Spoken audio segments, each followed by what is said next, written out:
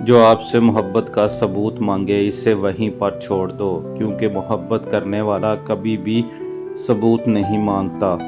کچھ لوگ شفا جیسے ہوتے ہیں، لفظ کہتے ہیں تو مرہم جیسے لگتے ہیں، اور کچھ لوگ صرف لوگ نہیں ہوتے، ہمارا سکون بھی ہوتے ہیں۔ کتنا اچھا لگتا ہے نا جب کچھ اللہ سے مانگو اور وہ فوراً مل جائے۔ آپ نے وہ ہوتے ہیں جن کو ہمارے درد کا احساس ہو، رشتے دل سے جڑے ہوئے ہوں تو کبھی بھی ساتھ نہیں چھوڑتے۔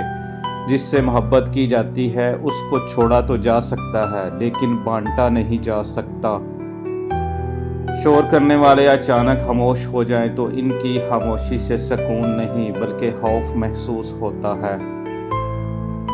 اللہ سے اپنا رشتہ اتنا مضبوط کرو کہ دنیا میں کسی اور سہارے کی ضرورت ہی نہ رہے۔ اگر آپ صحیح ہیں تو کچھ بھی ثابت کرنے کی ضرورت نہیں، وقت خود ثابت کرے گا کہ آپ ٹھیک ہیں۔ کسی بھی انسان کو برا مت سمجھو، شاید وہ ویسا نہ ہو جیسا تم سمجھتے ہو۔ حقیقی علم تو اللہ کے پاس ہے، تم نہیں جانتے۔ 3 چیزیں انسان کو باکمال بنا دیتی ہیں: نرم دل، میٹھی زبان، ٹھنڈا دماغ۔ جب کبھی 2 خاص لوگوں میں سے کسی ایک کو چننا پڑے تو کہیں نہ کہیں تم خود کو کھو دیتے ہو۔ جب انسان کا واسطہ اور راستہ اللہ سے پڑ جائے تو دل ٹوٹا نہیں کرتے۔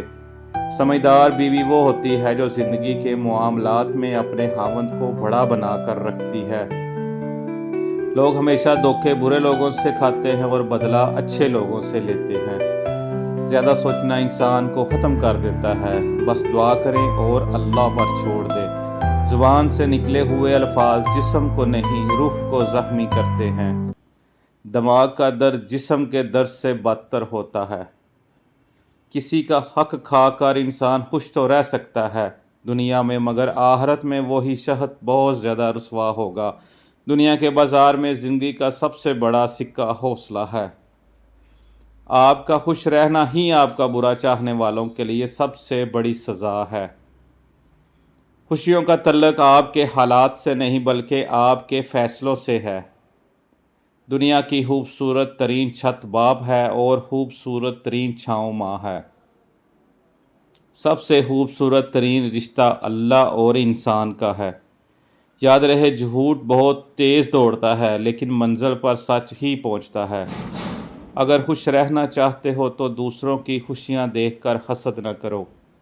زندگی میں 2 چیزیں ہمیشہ یاد رکھیں: جب آپ اکیلے ہوں تو اپنے خیالات کو، اور جب لوگوں کے ساتھ ہوں تو اپنے الفاظ کا خیال رکھیں۔